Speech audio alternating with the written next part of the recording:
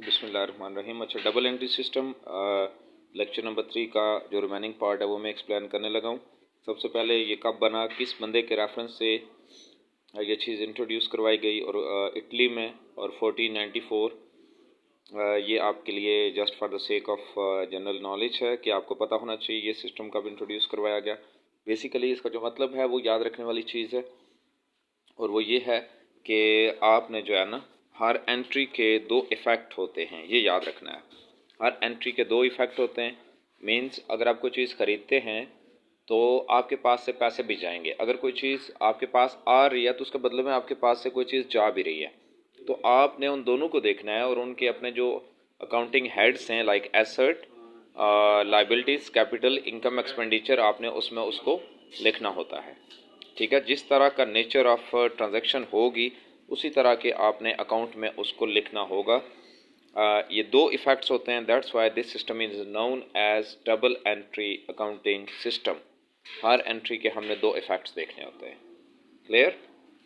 आप आसान लफ्ज़ों में ये भी कह सकते हैं कि every transaction has two effects according to the nature. हमने उनको उनके रेलिवेंट हेड्स में लिखना होता है, तो this is known as double entry system. ये भी ठीक है। ये कुछ आपको ट्रांजैक्शंस दी गई हैं प्रैक्टिस 3.2।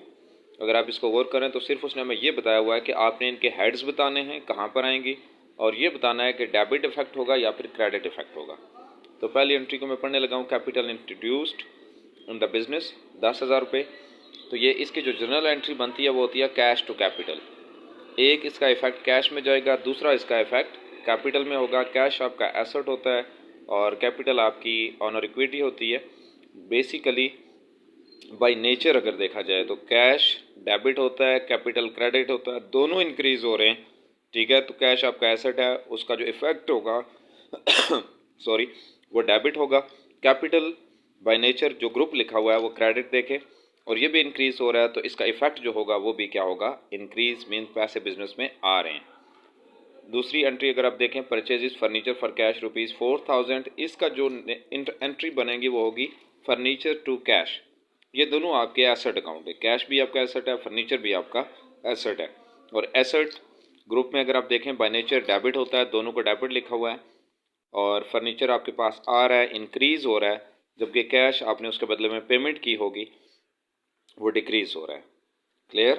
तो डिक्रीज इन एसेट जो होता है वो क्रेडिट होता है, और इंक्रीज इन एसेट जो होता है वो आपका डेबिट होता है। फिर आपने कोई चीज़ खरीदी है, entry number 3, purchases goods for rupees cash 2,000। आपने जो चीज़ें खरीदी हैं तो एंट्री इसकी बनती है purchases to cash. Purchase basically आपका एक्सपेंस अकाउंट है, और उसके बदले में जो आपने पेमेंट किया फ्रॉम योर कैश, कैश आपका एसेट होता है, एक्सपेंस इज ऑलवेज डेबिट, और कैश जो है वो एसेट अकाउंट है और एसेट डेबिट होता है, लेकिन यहाँ पे एसेट डिक्रीज हो रहे हैं, दैट्स वाई ये क्रेडिट हो जाएगा। एंट्री नंबर 4 में पढ़ देता हूँ। Sold goods for rupees cash 3,000। आपने चीज़ें बेची हैं, कैश टू सेल्स। कैश आपका एसेट है, सेल आपकी इनकम है, इनकम इज़ ऑलवेज क्रेडिट, और कैश आपके पास पैसे आ रहे हैं, कैश आपका एसेट इंक्रीज हो रहा है, that's why this will be debited. और एंट्री नंबर 5 को अगर आप देखें, रेंट पेड, तो rent is your expenditure account. Entry जो बनेगी रेंट टू कैश। क्लियर? तो रेंट आपका एक्सपेंडिचर है, expenditure is always debit. Rent के आगे अगर आप आखिर में देखें इफेक्ट, तो डेबिट लिखा हुआ है, और आप चूँकि पे कर रहे हैं तो आपके पास से जो कैश है वो कम हो रहा है। एसेट है आपका, एसेट जब भी कम होता है वो डिक्रीज होता है, तो क्रेडिट करते हैं। इस तरह से आपने सारी एंट्रीज को देख लेना है। अच्छा, इसमें इसने लिखा हुआ इंपॉर्टेंट टिप्स टू रिमेंबर, ये बड़ी ख़ास चीज़ है, इसको समझ लीजिएगा कि जब भी आप कोई चीज़ खरीदेंगे तो जो आप नाम लिखेंगे अकाउंट का, वो आपने परचेजेस नहीं लिखना, सॉरी परचेजेस लिखना है। ये नहीं लिखना कि आपने गुड्स खरीदी हैं तो goods to cash. Clear? For purchase of goods use purchases account. Purchase is always debit, तो आप लिखेंगे purchases to cash. Never use goods as accounting head, चूँकि गुड्स कोई हेड ऑफ अकाउंट नहीं है। इसी तरह जब भी आप कोई चीज़ सेल करेंगे तो उसकी भी एंट्री कैश टू सेल्स होगी। कैश टू गुड्स आप नहीं लिखेंगे कि हमारे पास से चीज़ें जा रही हैं। आसान लफ्ज़ों में यह है कि जब भी आप कोई चीज़ खरीदें या बेचें, अगर आप ख़रीदते हैं और उसका नाम नहीं मेंशन कि आपने फर्नीचर ख़रीदा है, प्लांट ख़रीदा है, गाड़ी खरीदी है, तो आप उसको परचेजेस लिखेंगे। इसी तरह जब भी आप बेचेंगे तो उसको सेल्स लिखेंगे। परचेज बाय नेचर डेबिट होती है, सेल इनकम है तो वो आपकी क्रेडिट होती है, और परचेज़ आपका एक्सपेंडिचर होता है। ऑनर जब भी बिज़नेस से कोई चीज़ निकलवाएगा पर्सनल यूज़ के लिए तो आपने उसको ड्राइंग्स में लिखना है, हमेशा याद रखें। और ड्राइंग्स जो है वो कैपिटल में से माइनस होती हैं। नेक्स्ट वन अगर आप देखें तो इसमें आपको ये बताया गया है कि ये जितने भी आपको ट्रांजैक्शंस गिवन हैं 1 to 10, आपने एक तो इनका अकाउंटिंग हेड बताना है कि ये क्या है, फिर उसका मैन हेड मींस वो किस में आएंगी, asset, liability, capital, honour equity, income, expenditure किस में आएंगी। फिर ग्रुप में लिखा हुआ है कि बाय नेचर वो डेबिट होता है या क्रेडिट होता है, जो मैंने आपको पहले लेक्चर में एक्सप्लेन कर दिया है। फिर आपने ये बताना है कि इंक्रीज़ या डिक्रीज़, और उस इंक्रीज़ या डिक्रीज़ का इफ़ेक्ट जो होगा वो डेबिट होगा या फिर क्रेडिट होगा। मैं पहली 2-3 पढ़ देता हूँ ताकि आपको समझ आ जाए। Entry number 1, started business with cash in the bank. आपने जो बैंक में पैसे थे वो उधर लाए हैं बिजनेस में, तो इसकी जो एंट्री होगी वो बैंक टू कैपिटल होगी। क्लियर। बैंक आपका एसेट अकाउंट होता है और कैपिटल आपकी ऑनर इक्विटी है। बेसिकली बैंक आपका एसेट है तो ये डेबिट होगा, ऑनर इक्विटी जो है वो क्रेडिट है। देखें ग्रुप में लिखा हुआ है, ये दोनों चीज़ें इंक्रीज़ हो रही हैं, आपके बैंक अकाउंट में पैसे आ रहे हैं, उन पैसों की वजह से आपका कैपिटल इंक्रीज़ हो रहा है। तो एसेट में जब भी इंक्रीज़ होता है इफेक्ट देखें क्या लिखा हुआ है, डेबिट। ऑनर इक्विटी में जब भी इंक्रीज़ होगा credit. Entry number 2, paid insurance by cheque. आपने इंश्योरेंस पे की, इंश्योरेंस इज़ योर एक्सपेंडिचर, और वो आपने बैंक के थ्रू पे की तो बैंक से आपके पैसे माइनस होंगे। Expenditure is always debit. Clear. और बाकी जो है आपका बैंक से जा रहे हैं तो बैंक इज़ योर एसेट, और एसेट में कमी होगी तो वो आपने उसको क्रेडिट करना है। क्लियर। यहाँ पर देखें इसमें थोड़ा सा गड़बड़ किया हुआ है कि पेड इंश्योरेंस लिखा हुआ है लेकिन एंट्री कोई तीसरी कर दी है, और तीसरी में उसने एंट्री चौथी की हुई है। क्लियर। तो ये थोड़ा सा चेंज्ड है, इस पर आप लोगों ने परेशान नहीं होना। मैं आपको तीसरी पढ़ के समझा देता हूँ ताकि आपको समझ आ जाए। बॉट गुड्स फ्रॉम मारिया, आपने मारिया से चीज़ें खरीदी हैं। अब यहाँ पर नाम आ गया, याद रखें नाम तभी हम लिखते हैं जब चीज़ें उधार पर खरीदेंगे। तो आपने एसेट का नाम नहीं है तो एंट्री होगी परचेजेस टू मारिया। परचेज आपका एक्सपेंडिचर है और मारिया वो है जिससे आपने पैसे लेने हैं, सॉरी आपने पैसे देने हैं चूँकि आपने चीज़ें खरीदी हैं मारिया से। क्लियर। तो परचेज़ आपका एक्सपेंडिचर अकाउंट है, मैंने आपको बताया एक्सपेंडिचर इज़ ऑलवेज डेबिट। और मारिया जो है जिसको आपने पेमेंट करनी है वो आपकी क्रेडिटर है। लायबिलिटी आपकी इंक्रीज़ हो रही है, जब भी लायबिलिटी इंक्रीज़ होती है तो वो क्रेडिट होती है। और फिर एंट्री नंबर 6 को अगर आप देखें तो ऑनर ने बिज़नेस से पैसे विड्रॉ करवाएं फॉर पर्सनल यूज़, तो इसकी एंट्री जो होगी ड्राइंग्स टू कैश होगी। ठीक है, एंट्री नंबर 6। तो जबकि ये लिखी हुई 5 में, याद रखिएगा। ठीक है। अच्छा, एक और चीज़ कि इसमें लिखा हुआ था ऑनर विथड्रू गुड्स, सॉरी मैंने कैश कह दिया। जब भी बिज़नेस से पैसे निकलवाए जाएंगे तो उसकी एंट्री होती है ड्राइंग्स टू कैश। अगर आपने दुकान रखी है और अपने घर के लिए सामान भी लेके जा रहे हैं तो उसकी एंट्री होती है ड्राइंग टू परचेजेस। और परचेजेस क्यों लिखते हैं कि जब आप चीज़ें खरीदते थे तो परचेजेस को आपने डेबिट किया हुआ है, अभी जब आपके पास ये चीज़ें जा रही हैं तो आपने परचेजेस को क्रेडिट करना है। इसी तरह फॉर एग्जांपल आपकी दुकान पर कोई मांगने वाला आ गया, आपने कोई चीज़ चैरिटी की, अगर तो आप उसको पैसे देते हैं तो आप लिखेंगे चैरिटी टू कैश, अगर आप उसको कोई चीज़ दे देते हैं तो आप लिखेंगे चैरिटी टू परचेजेस। ठीक है, क्योंकि आप वो चीज़ें सेल नहीं कर रहे। अगर आप सेल करते तो फिर कैश टू सेल्स इस तरह से करना था। यहाँ पे चीज़ें जैसी लाई गई थी वैसी ही या तो आप घर ले गए, अगर घर ले गए तो ड्राइंग टू परचेजेस, अगर आप कोई मांगने वाला है उसको दे दिया तो चैरिटी टू परचेजेस। अब बेसिकली ये एंट्री नंबर 6 है, लेकिन इसको उसने 5 नंबर में लिखा हुआ है, ये जो आंसर में ड्राइंग्स एंड परचेजेस। ड्राइंग्स मैंने आपको कहा था हमेशा याद रखें ऑनर इक्विटी इसकी वजह से डिक्रीज़ होगी, और परचेज़ की वजह से आपका एक्सपेंडिचर है तो एक्सपेंडिचर इज़ ऑलवेज डेबिट। ठीक है। इंपॉर्टेंट टिप्स टू रिमेंबर, तो उसने लिखा हुआ है फॉर पेमेंट्स थ्रू चेक अगर आप करेंगे तो क्रेडिट में आपने कैश को क्रेडिट नहीं करना, ये मैं पहले बता चुका हूँ, आपने बैंक को क्रेडिट करना है।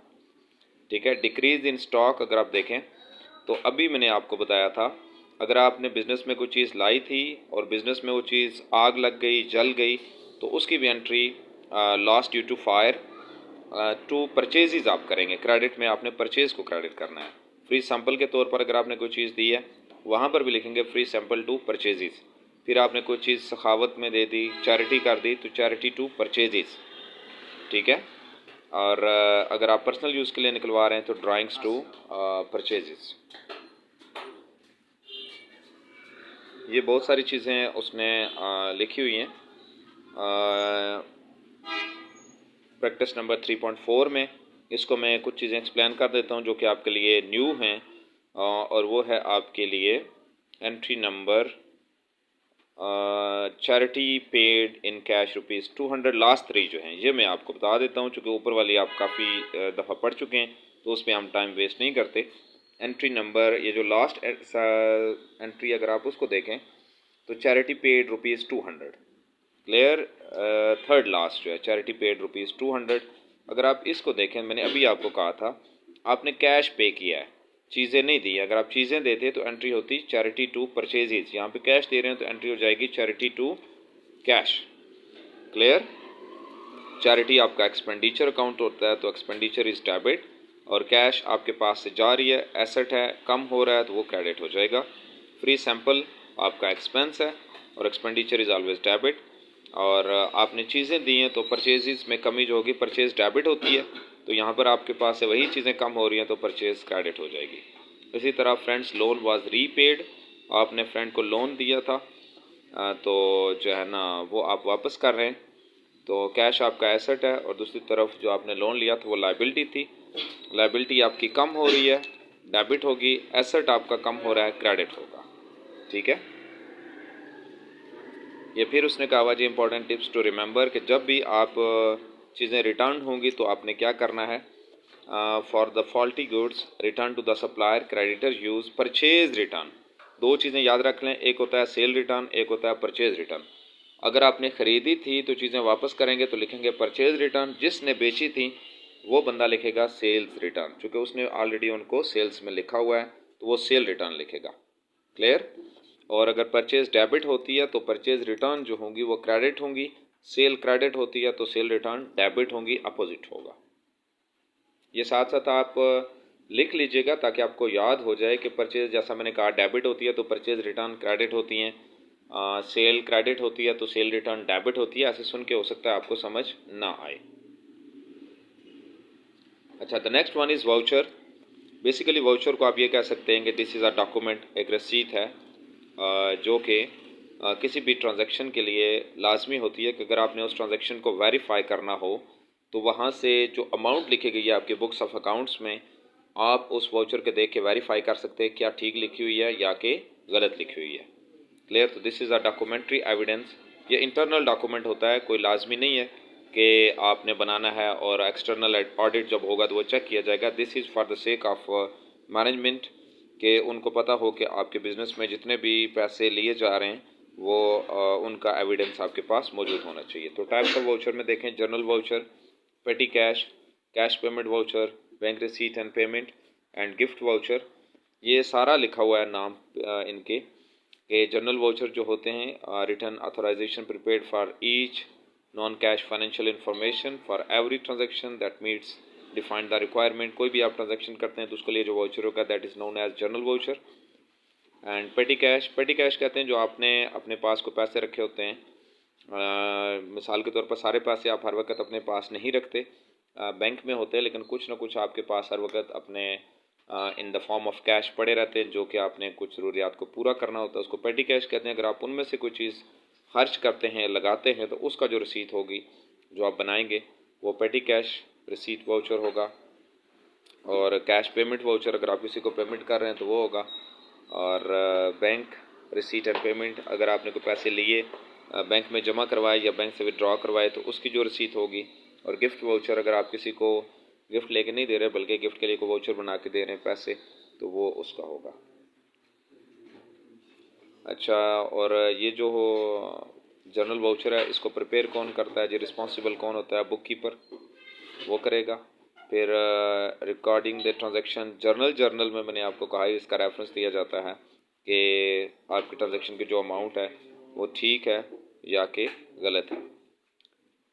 नीचे ये सारी चीज़ें लिखी हुई हैं। Which voucher is given by the seller to the customer that gives right of free shopping और डिस्काउंट। वो गिफ्ट वाउचर है कि आप वो किसी को भी दे के गिफ्ट ले सकते हैं, आपको वाउचर दिया जाता है। और which voucher is prepare to support the transaction collecting money from the bank, तो बैंक रिसीट वाउचर होगा। और पेमेंट के लिए कैश पेमेंट वाउचर होगा, सॉरी बैंक पेमेंट वाउचर।